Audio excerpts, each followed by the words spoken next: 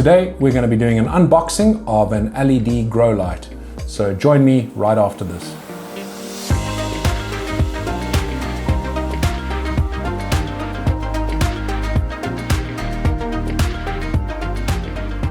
Full disclosure, I was sent this light for free, but I did make it very clear to the company that sent it to me that if they are going to send me this light, they need to be very clear with the fact that I'm going to be honest about my opinions. So today we're going to be doing an unboxing, but this will feature in a couple other videos in the future. I have some very cool ideas in the winter time to start my seeds, and I think this light may play a part in that. We'll be doing a full review as we go through my setup of the new grow area where I'm going to be starting my seeds. But for today, it's just purely an unboxing, my first opinions of this product, and let's get to it.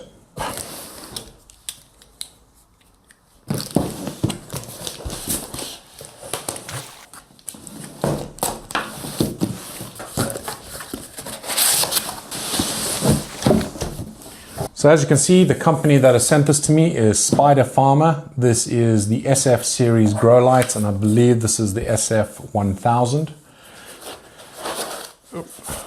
Wow,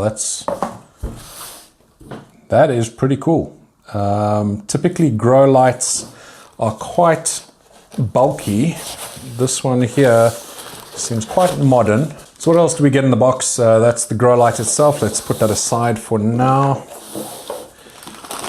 And here we just have a packet of goodies. Oh, that's good. So they provide you with the hangers with both my T5s as well as my cob light that I bought last year. I had to buy these separately, so that's good. They're just plain hangers, so they'll definitely come in handy. I don't have to buy any extra. And this is what did come with both of my lighting kits that I've used in the past. It's just connect them up to the actual frame of the light. And like I said, this is very modern looking. I'm sure you can see there. The backing plate is just a massive heat sink. What you'll notice as well, now that I mentioned heat sink, there's the power supply. Now you'll notice there is no fan on here. This is a completely silent setup. You know, if you are growing indoors, this is going to be quite handy not to have that constant fan noise that happens. My cob light is quite noisy, and yeah, this one doesn't need a fan, so that's pretty good. Input here is 100 to 240 volts. So if you're in America and using 110 volts mains, then you're fine. And obviously here in Europe, we have 220 to 240, so that is perfectly fine. And output is 60 volts, so this transformer is transforming to 60 volts, and rated power 100 watts. So yeah, I believe this is a 100 watt grow light. I will do some tests when I do set it up. I will run it through a meter to check how much power it's actually consuming, and I'll try and get a decent light meter as well so I can measure the light emittance from this. So there you have it. That's the SpiderFarmer SF1000 grow light.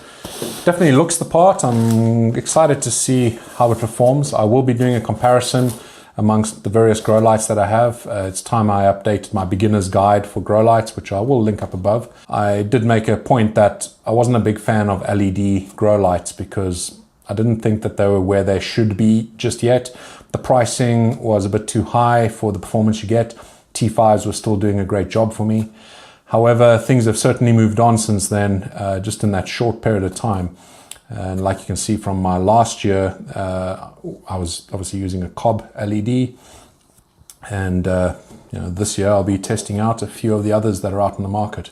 So that there is the SpiderFarmer SF1000. And I'm really excited to see how this performs compared to my existing lights and also some other lights that are on their way as well. I'll be doing a full comparison throughout my wintering and my seed starting, so you guys have a better idea of what maybe you should be looking for in your own grow lights. So thank you very much for watching. I hope that you enjoyed the video. If you haven't yet subscribed, make sure you do so. And until the next one, stay spicy.